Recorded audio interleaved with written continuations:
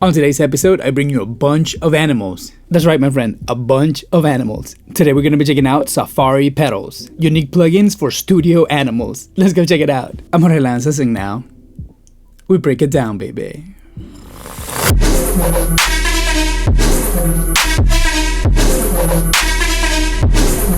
Alright, my friend, thank you so much for being here once again. And just like you heard in the intro, today we're going to be checking out Safari pedals. I first heard about this plugin company in NAMM 2024 last year. Wow, that just reminded me, NAMM is right around the corner. We have to go check out what's going on, right? Anyway, I digress. That's how I found out about them. They have a nice little booth, and it was drawing a lot of attention because just like you heard in the name is Safari pedals, not Safari plugins. Why is that? Take a look at that, friend. All their plugins literally look like guitar pedals, which is pretty unusual for a plugin that is not really meant to be a guitar plugin. Anyway, lately I've seen their videos all over social media, and the other day they reached out to me and they sent me the plugins so I can show them to you. This is not a sponsored video, no money exchange hands. We're just audio people floating around the internet. We connected, they sent me the tools, and I'm using them. So let's just stop the talking, get to the rocking, and check some plugins. Alright, so here we are in Pro Tools. Today we're going to be focusing on drums because just like playing around with a few of the plugins, I discovered that some of these plugins used unconventionally gave me really great results. Let me show you what I'm talking about. And this would be the right moment, my friend, for you to go get a great set of headphones, AirPods, speakers, whatever you feel comfortable listening to music, so that we can have a meaningful conversation in the comment section down below. Alright, let's go. Let's play some 80s drums.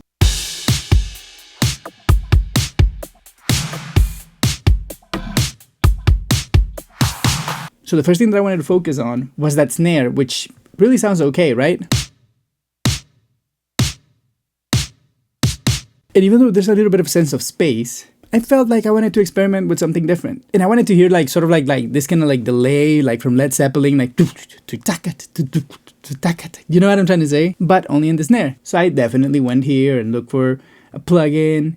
And I ended up finding this Fox Echo Chorus. And just by looking at it, it sort of like reminded me of a bunch of pieces of gear that sound really good. Let's check this one out. But first, let's make the plugin a little bit bigger by pulling this little tab out.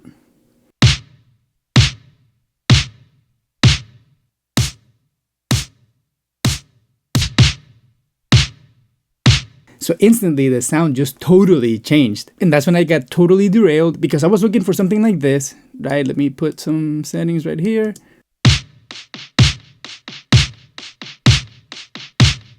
Just to add a little bit more groove, right? Let's hear it with the whole drum set.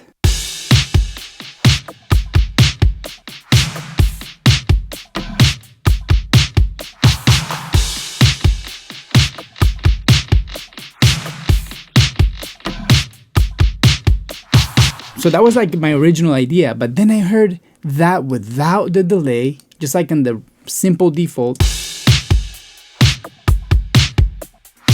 And just that change of tone totally inspired me. So I just went right here, turned this off, and kept it the way it is. Let's hear it again.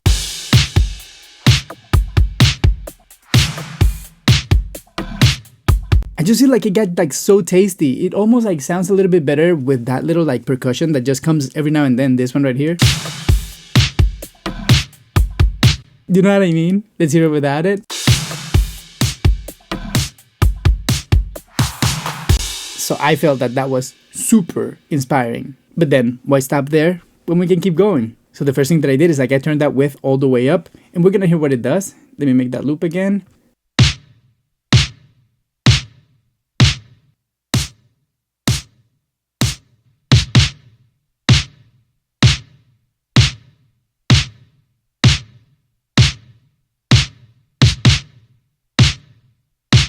Not only it brought that roominess that we already had up in the sample, but it also gave it this like lo-fi quality to it. Sort of like that 12-bit kind of like drum machine. And I feel like that is so fitting for this kind of song. But right now, I feel like it's a good moment to level match a little bit because I feel like we're fooling ourselves. Much better. Now we can hear the differences without really tricking ourselves. Let's hear it once again.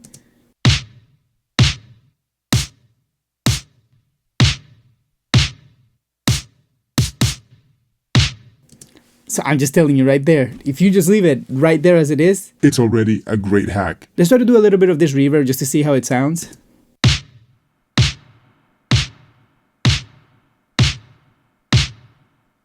Feels like a very vibey spring reverb, right? Let me turn it all the way up in case you can hear it. So yeah, spring reverb, right? Let's turn it down a little bit more tasteful.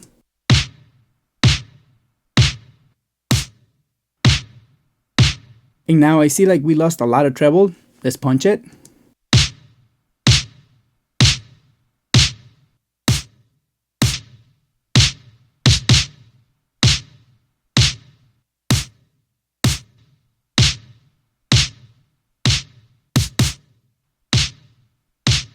Very, very cool sound. This is supposed to be an echo chorus, but putting it directly in the snare, not on a send or anything like that, just directly in the snare, is giving me a lot of vibe and a lot of mojo.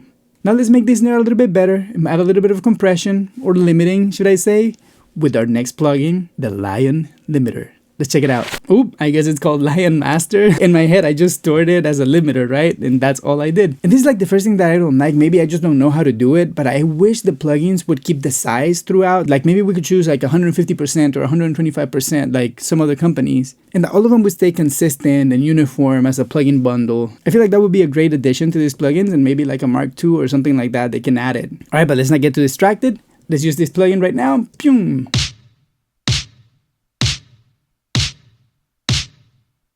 So again, the controls are very simple, you know, low frequency gain, high frequency gain, input, saturation, and width. Let's see what we get.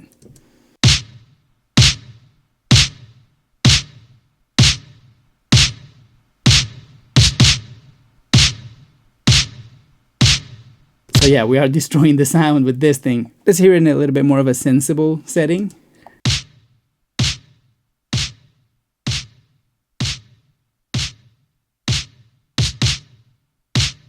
I like it like around here. I feel like that's a sweet spot. I want to hear the saturation knob, and I want to just turn it on and off and see what happens.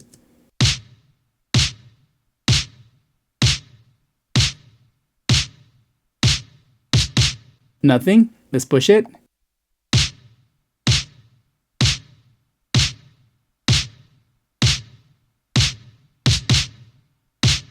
Wow, not at all like what I was expecting. I was expecting something crazy and unhinged. Not at all. It just sounds like, I want to say like analog saturation. Like I'm pushing it all the way hard, but it still sounds good.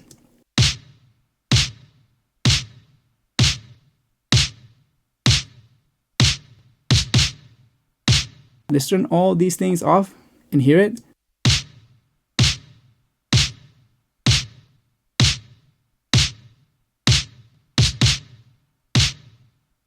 Yeah, I mean, it's hitting a lot of gain. Let's turn it down a bit.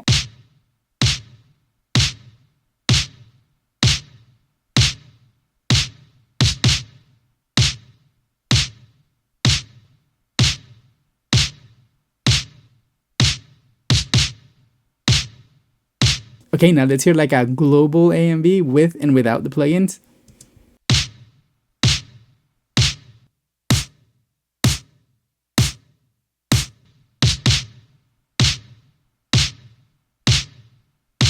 Let's see what happens if we turn this down a little bit, because it is saturating a lot. Let's see. Oh no, I think that the saturation is coming from this guy. Let's turn it down.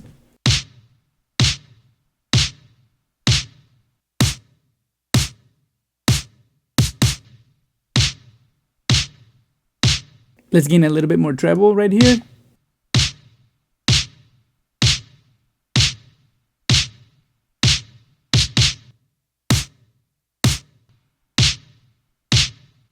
And now let's back it up to a more sensible level.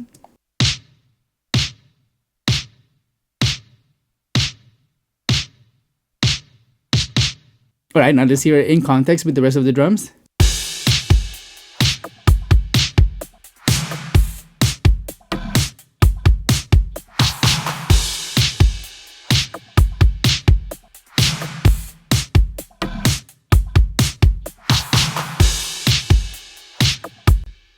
So there you go. I feel like that's pretty cool. And then when I hear the drums in context, I feel like I'm missing a lot of hi-hat. Let's see what we can do right here with our next plugin. Here comes Owl Control. And this is like a bus compressor, I want to say. Let's hear it. Again, the size. I wish it would just stay consistent. But let's stop complaining, man. All right, let's hear it.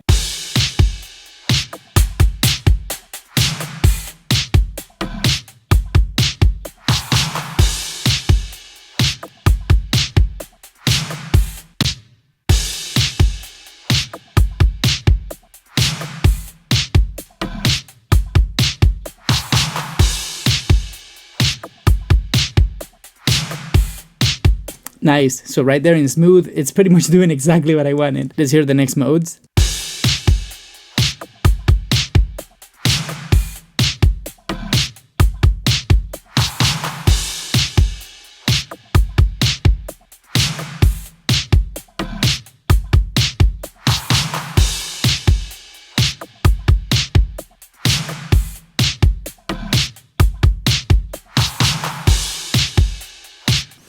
Is that what we come here to do?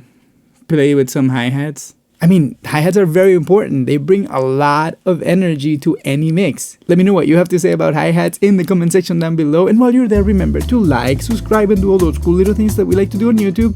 And enjoy this little bossa nova, my friend. I hope your day keeps getting better and better and better. Right, let's keep making noise. Okay, if you've been checking out the channel lately, you know that I've been playing around with tapes a lot. And guess what? That's right, my friend.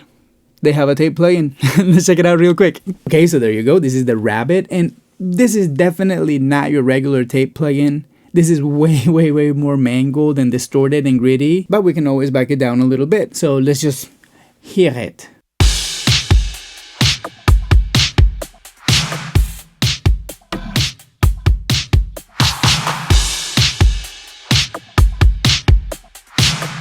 So yeah, like I was saying, that indeed is a lot. I don't see this being like your master bus, or it could be. I don't know, maybe that's the kind of music that you would be making. I can see where you could use it. Let's see what happens if we, first of all, change from reel to reel in cassette.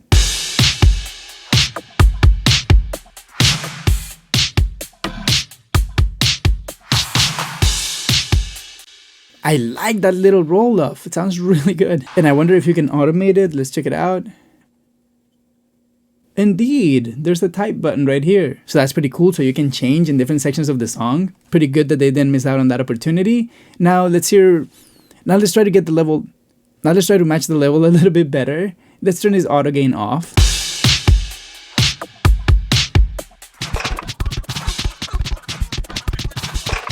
Let's turn the wow and the flutter off.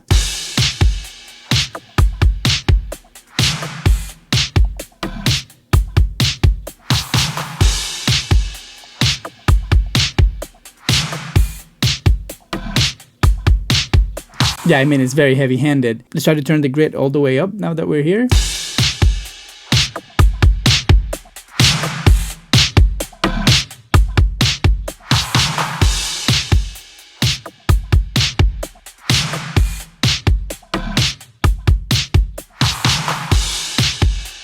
Now let's change the cassette and see what happens.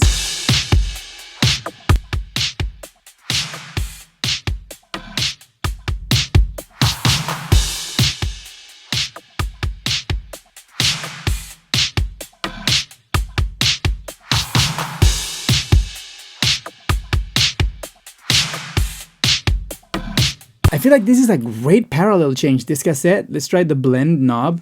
Let's hear it.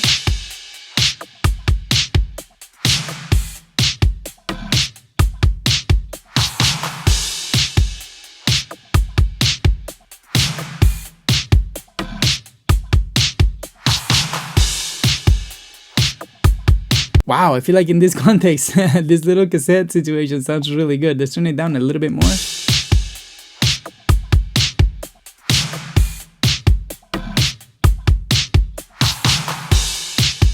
Really, really nice. We got a lot of that front end of that snare, pa, pa, pa, a little bit better than we used to. I feel like when we use the other plugins, we lost a little bit of that and we just gain it by using this tape plugin. Let's hear the difference that we made with the Safari pedals and without them.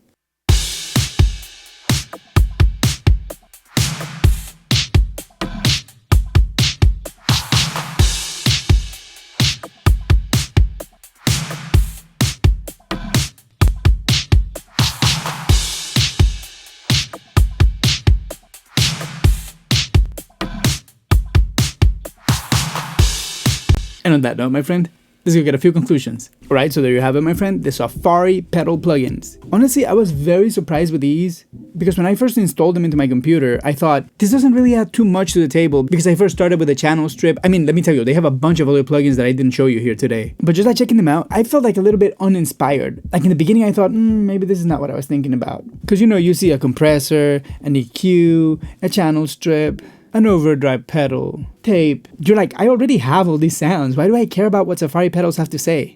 Wrong, my friend. I was so wrong. The second I started really actually using them in a song, what I was trying to achieve with it is I create that difference in tonality from the verse to the chorus. And just by having this kind of textures, I felt like it was exactly what I needed. So the right tool in the right time definitely came into effect in this situation. But also, they have a bunch of other time-based effects, delays, reverbs, and they all have something special that we are gonna check out in a different episode. But my friend, I don't want to leave this episode without bringing sort of like the negatives. I don't want to call them negatives because they're not negatives, just maybe my suggestions as a user and sort of like a plugin connoisseur, if you will. Because if there's something that I use a lot is plugins, and I own a ton. So let me tell you what I feel these plugins need to actually compete a little bit better in a playing field with other plugin companies that are doing a really good job right now. Okay, so first and foremost, we need to do something about the zoom to make sure that the plugins remain consistent, the same size throughout, or something that when you put them all together in your session and you click one or the other, there's a nice correlation. You don't have to change the size every time you open the plugin. It's just convenience. Yeah, maybe I'm complaining, I'm becoming a princess, but you know, all the other plugins are doing it.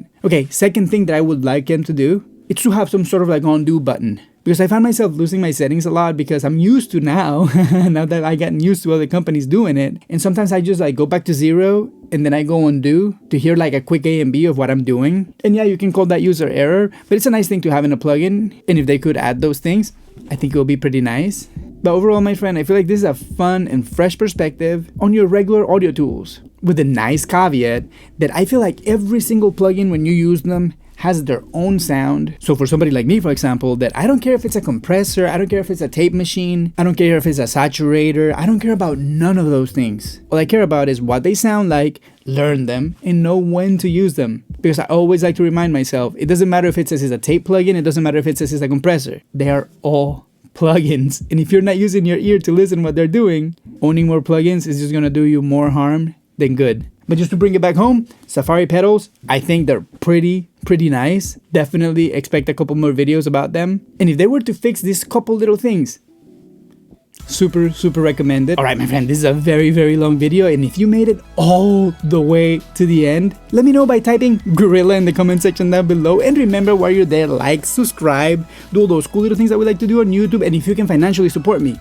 hit that super thanks button down below. I thank you so much. And if you have some more time to share with me and watch another video, go watch this one right here. I'll be waiting for you. Thank you for being here again.